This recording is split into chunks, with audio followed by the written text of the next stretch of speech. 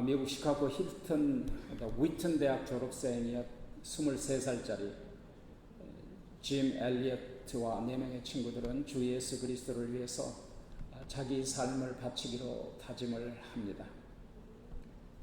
그리고 1956년 1월 8일에 에콰도르 동쪽에 있는 쿠아라라이 강가에서 아우카족 전사들의 창과 도끼에 찍혀서 잔인하게 순교를 당하게 됩니다. 그때 엘리어트의 나이 겨우 29이었습니다. 당시 라이프지라는 크리스찬 잡지에서는 이 사건을 10페이지에 달하는 긴 기사로 다루면서 아우카족은 수백 년 동안 자기 마을에 들어온 사람들을 하나도 빠짐없이 다 죽였다. 그런데 엘리엇 선교사는 그런 아우카족에게 복음을 전하러 갔다가 목숨을 헛되게 버렸으니까 이 얼마나 낭비인가, 무참한 일인가, 사실은 부정적인 의문을 제기한 것입니다. 이에 대해서 짐 엘리어트 아내 엘리자벳 엘리어트는 정색을 하면서 이렇게 말합니다. 말씀을 좀 삼가해 주세요. 낭비라니요. 나의 남편의 죽음은 낭비가 아니라 그는 온 생애를 오늘 그 순교를 위해서 준비한 사람이랍니다. 이 사건을 위해서 살았죠. 그는 자기의 사명과 목표를 달성하고 순교한 행복한 사람입니다. 그러면서 남편 짐 엘리어트의 한 토막 대학 시절의 일기를 소개합니다. 하나님, 이 쓸모없는 나무 막대기 같은 이 나에게 불을 좀 붙여주십시오. 그리고 나를 위해서 태워주십시오. 나의 삶을 주를 위해 사용하게 해주세요. 나의 하나님, 이것은 주의 것입니다. 나는 오래 살기를 원치 않습니다. 다만 오직 풍성한 삶을 살게 해주소서. 당신과 같이 주 예수님처럼. 이 짐 엘리어트는 이 땅에서 오래 살기보다는 전능하신 하나님의 그늘 아래에서 함께 풍성한 삶을 누리기를 원했습니다. 남편이 순교한 2년 후에 슬픔이 채 가시기도 전에 엘리자벳 엘리어트와 짐 엘리어트의 친구의 부인이었던 레이첼 자매가 다시 아우카족으로 향했습니다. 남편이 순교한 현장에 자신의 심장을 묻겠다는 심정으로 다시 찾아간 것이죠. 아우카족이 추장이 어느 날 부인에게 묻습니다. 당신은 도대체 누구길래 우리를 위해서 이렇게 애쓰고 수고하는 이유가 도대체 무엇입니까? 부인이 이렇게 대답합니다.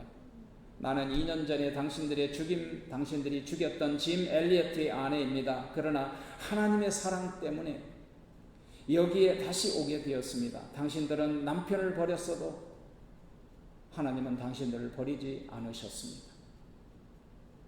부인의 말을 들은 아우카족은 큰 감동을 받고 부족 모두가 예수 그리스도를 영접하게 되었다는 얘기입니다. 그 중에 짐 엘리어트를 직접 도끼로 찍어 죽였던 청년이 나중에 아우카족의 목사가 되었다는 이야기입니다.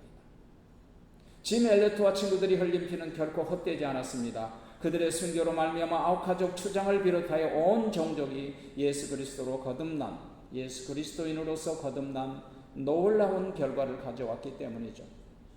여러분, 이 시간 우리에게 짐 엘리어트가 숨지기 전에 했던 말을 다시 한번 우리가 되새겨 볼 필요가 있습니다. 십자가를 앞두고 비록 제자들이 예수님을 버렸어도 예수님은 그들을 버리지 않으셨습니다.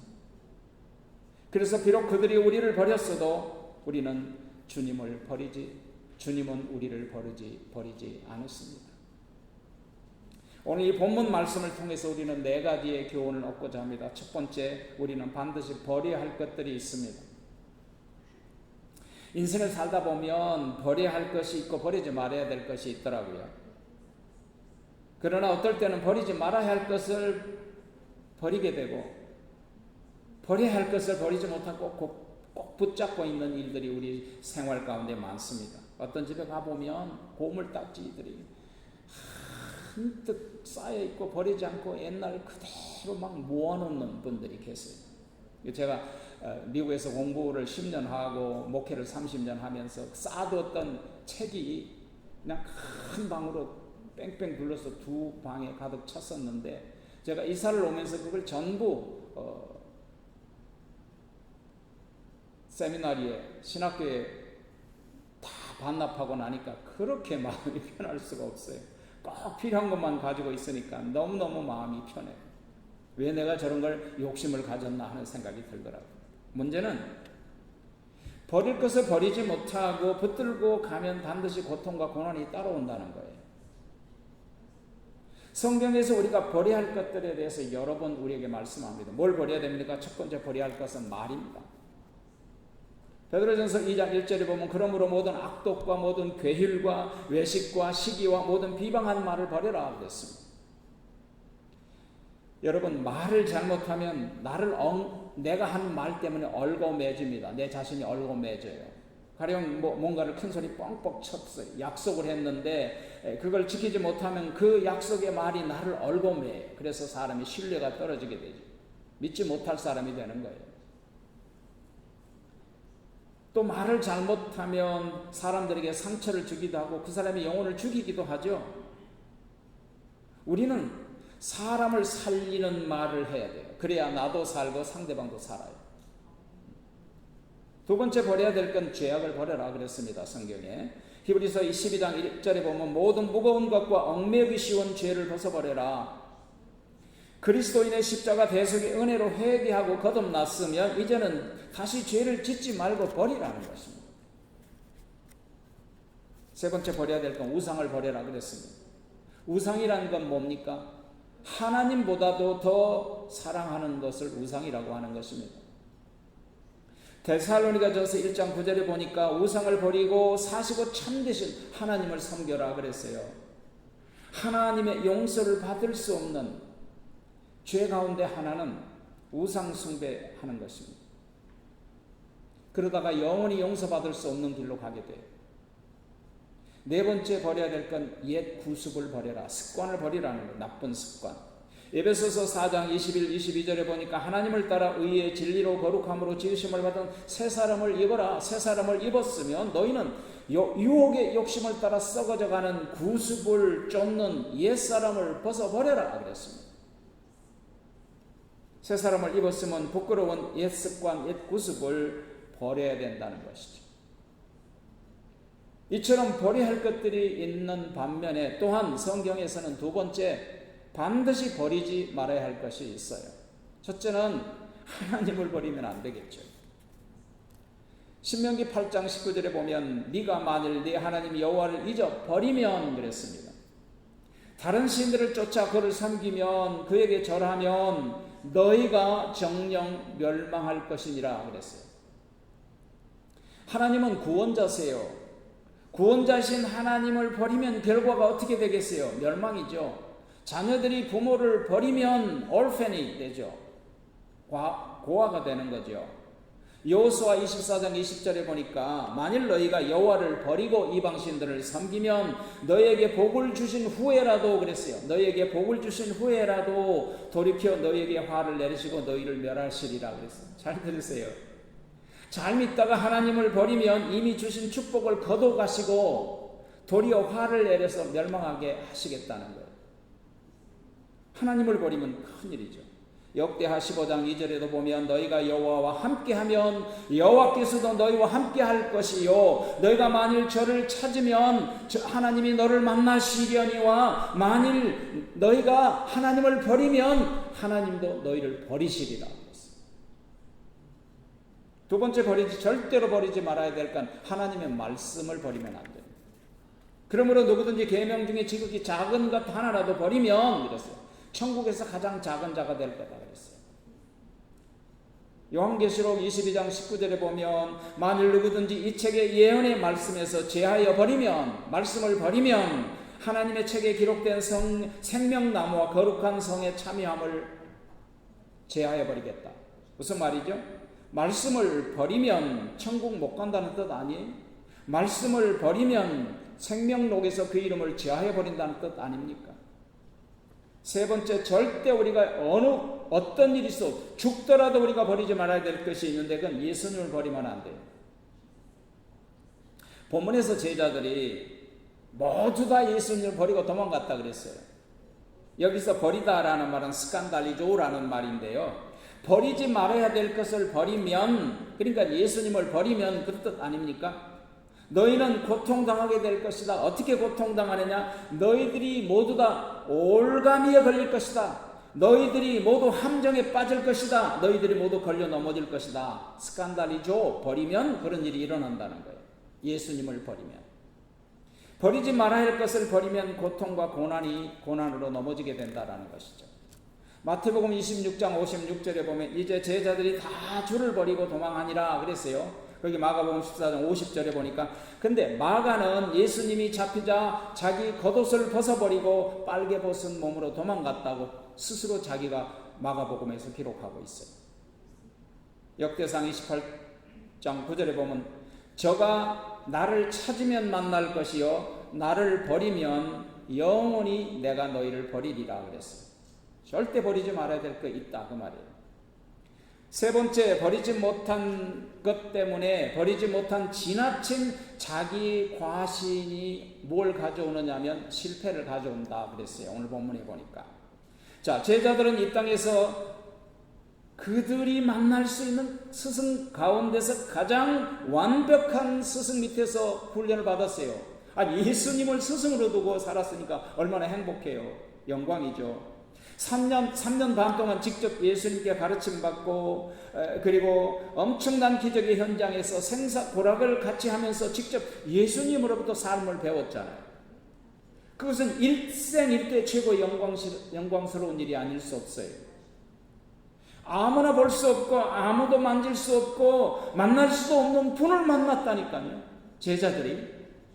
그런데 놀라운 사실은 이런 완벽한 스승 아래서 공부하고 훈련받음에도 불구하고 훈련받는 제자들 가운데로 반역한 제자 가룟 유다가 있었고 타락한 제자 베드로가 있었다는 거예요. 왜냐하면 좋은 것을 오래 가지고 있으면 좋은 줄 몰라요. 그뿐 아니라 모든 제자들은 자기 자신이 불리하자 다 예수님을 버리고 도망을 쳤어요. 큰 소리 뻥뻥 쳤던 베드로는 예수님을 모른다고 배반을 했어요. 이제 제자들의 신앙과 믿음에 대한 완전한 실패죠. 아니, 예수님을 버린 게 완전한 실패 아닌가요? 그 이유가 뭡니까? 왜 예수님을 버리게 되었느냐? 첫 번째, 지나친 자기 과신 때문이에요. 안수 받을 때 담임 목사 버릴 거냐? 담임 목사 어떻게 할 거냐? 내가 어떤 일이 있어도 지키겠습니다. 그러니 담임 목사를 버리더라고요. 이게 뭐예요? 자기 과신이에요. 마가복음 14장 29절에 보면 베드로가 여짜오되 다 버릴지라도 나는 절대 그렇게 하지 않겠습니다. 베드로가 큰 소리 쳤다니까요. 예수님은 너희가 다 나를 버리리라 그러셨죠. 그런데 베드로는 저는 다른 제자들과 달라요. 저는 버리지 않을 거예요. 저는 예수님과 같이 고난을 받고 죽을지언정 결코 배반하지 않겠습니다. 이렇게 큰 소리 쳤어요. 장담했죠. 다른 제자들에 비해서 자신은 결코 그렇지 않다는 우월감, 자기 과신이 있었던 거죠. 여러분, 두 번째로는요, 자기 자신이 지나치면, 자기 과신이 지나치면 우월감에 빠져요. 왜 우월감에 빠지느냐 하면 우월감은 자신을 알지 못한 상태라는 뜻이에요. 나는 다른 사람보다 더 낫고 더 강하고 더 지혜롭고 나는 실패하지 않는다는 우월감 때문에 실패하게 됐다는 거죠.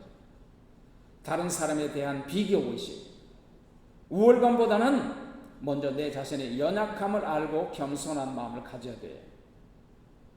여러분, 나를 알면 사람이 겸손하게 돼요. 나의 부족함이 나의 연약함을 알면 큰 소리 뻥뻥 치지 않아요. 버리지 못해서 실패했던 세 번째 이유는 우월감은 결국은 헛된 장담을 하게 돼요.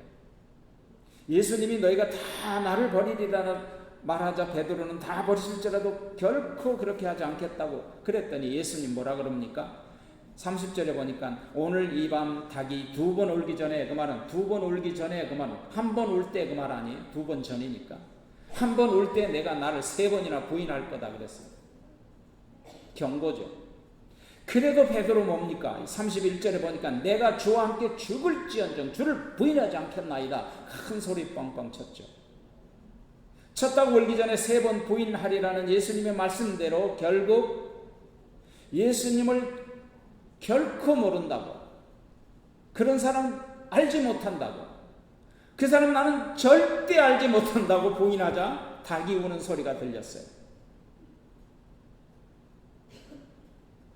누구에게 부인했습니까? 그것도 안나스 제사장의 뜰에서 일하고 있는 종업원에게, 몸종에게. 베드로는 예수님을 3번 부인하자 첫 닭이 울면서 자기 실패에 빠졌다는 것을 깨달아요. 믿음의 실패 중에 가장 큰 실패가 뭐예요? 믿음의 실패 중에 가장 큰 실패는 예수님을 버리는 거예요. 그건 완전한 실패예요. 신앙 고백이라는 게 뭐예요? 신앙 고백은 예수님을 시인하는 거예요. 그게 신앙 고백이에요. 구주로 시인하는 거거든요. 사도 바울은 디모데에게 그의 디모데 마지막 편지에서 결코 예수님을 제발 부인하지 말라고 신신당부한 구절이 있어요. 디모데후서 2장 12절에 보면 우리가 주를 부인하면 주도 우리를 부인할 거야. 절대 부인하면 안 돼. 예수님께서도 제자들에게 자신을 부인하지 말라고 신신당부했어요. 마태복음 10장 32절에 보면 누구든지 사람 앞에서 나를 시인하면 나도 하늘에 계신 아버지 앞에서 저를 시인할 것이요, 누구든지 사람 앞에서 나를 부인하면 나도 하늘에 계신 내 아버지 앞에서 그를 부인하리라 그러셨어요. 얼마나 무서운 경고입니까? 요한일서 4장 15절에도 보면 누구든지 예수를 하나님의 아들이라고 시인하면, 그 말이야, 누구든지 하나님의 아들이라고, 예수님이 하나님의 아들이라고 시인하면, 예수님이 성육신을 시인하면, 예수님을 구주로 시인하면 하나님이 저 안에 거하고 저도 하나님 안에 거하리라 그러셨죠. 사람이 참 연약합니다. 누구든지 실패할 가능성이 있어요. 신앙의 실패에서 다시 회복할 수 있는 길을 주셨어요. 하나님은 사랑이시고 자비하셔서 한 번 구원을 받고 하나님의 생명책에 그 이름에 등록된 사람은 결코 버리지 않습니다. 믿음의 실패와 신앙의 실패에서 회복될 수 있는 최선의 길을 주셨는데 가장 먼저 회개하라는 것입니다. 회개는 하나님을 기쁘시게 하는 일이에요. 누가복음 5장 15장 7절 10절에 보면 내가 너희에게 이르노니 이와 같이 죄인 하나가 뭐하면 회개하면, 하늘에서는 회개할 것 없는 의인 99을 인하여 기뻐하는 것보다 더 기뻐하리라. 그러면서 내가 너에게 이르노니 이와 같이 죄인 하나가 회개하면 하나님의 천사들 앞에서 기뻐하리라 그랬어요. 회개는 부끄러운 게 아니고 하나님을 기쁘게 해드리는 거예요. 베드로가 실패한 후에, 베드로 실패가 뭐예요? 예수님 부인 3번 부인한 거죠. 부인한다는 건, 예수님을 부인한다는 건 예수님과의 관계가 절단됐다는 뜻이에요. 그렇지 않습니까? 내가 널 몰라. 그러면 그때부터 그 사람과의 관계는 절단이라는 뜻이에요. 베드로가 실패한 후에 울고 불고 통회하고 회개하면서 다시 믿음이 회복이 되었는데요. 회복할 수 있는 계기가 있었어요. 그 계기가 뭐냐면 예수님의 말씀대로 3번 부인하니까 첫 닭이 울자 예수님이 하신 말씀이 생각났더라 그랬어요. 얼마나 놀랍습니까? 그래서 밖으로 나가서 어두운 골목길에서 통곡하고 울고 불고 가슴을 치고 회개했다는 거죠. 그 계기가 뭐라고요? 예수님이 하신 말씀이 생각나서 회개했습니다.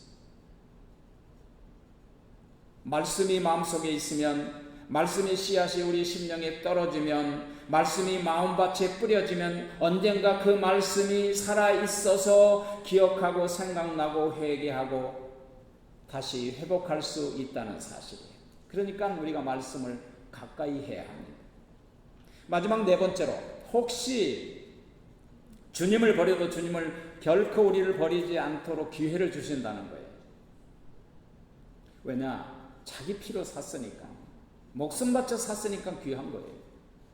예수님께서 너희가 다 나를 버리리라고 27절에 말씀하시죠. 이 버린다는 말은 어떤 사람을 외면하고 죄에 빠진다는 거예요. 버리면 관계 절단이에요.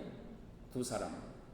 예수님은 12 제자들 모두가 예수님의 순환과 죽음을 인하여 모두 예수님을 버리고 흩어질 것이라고 하셨습니다. 예수님의 말씀대로 제자들은 다 예수님을 버리고 자기들만 살리고 다 도망을 쳤습니다. 예수님께서 붙잡혀서 본디오 빌라도의 판결로 십자가형 선고를 받고 채찍질을 당하고 죽으신 것을 보고 겁이 났을 거예요. 두려웠을 거예요. 근데요, 예수님께서 여러 번 말씀해 주셨으나 제자들은 그 사실을 믿지 않았어요. 십자가의 죽음을 전혀 생각하지 못하고 예상하지 못하고 기대하지 않았고 믿지 않았다는 것입니다. 예수님의 제자 마가는 군인들이 붙잡히려고 하자 겉옷을 벗어 던지고 발개벗은 못으로 도망갔다고 기록하잖아요. 그러나 예수님을 버리고 도망친 제자들을 결코 버리지 않으십니다. 이것이 예수님과 우리의 다른 점이에요. 마가복음 오늘 본문 28절에 보니까 그러나 내가 살아난 후에 너희보다 먼저 갈릴리로 가리라. 거기서 만나자. 무슨 말이죠? 너희가 나를 버리고 도망을 쳐도 다시 너희에게 회복의 기회를 주시겠다는 거예요. 다시 만나자고, 다시 약속 잔치에 내가 먼저 가서 기다리겠다고 약속하셨단 말이에요. 제자들이 예수님을 버리고 도망갔을지라도 그들의 배운 망덕한 죄를 회개하고 용서하시고 부활 후에 다시 재결합할 것을 약속해 주십니다. 이것이 주님의 놀라운 은혜죠. 비록 너희가 나를 버렸을지라도 그들에게 다시 새로운 사명을 부여해 주시고 제자로 부름받아서 위탁 성명을 받았던 갈릴리로 제자들보다 먼저 가셔서 기다리겠다고 약속하십니다. 선택한 그들을 버리지 않았습니다.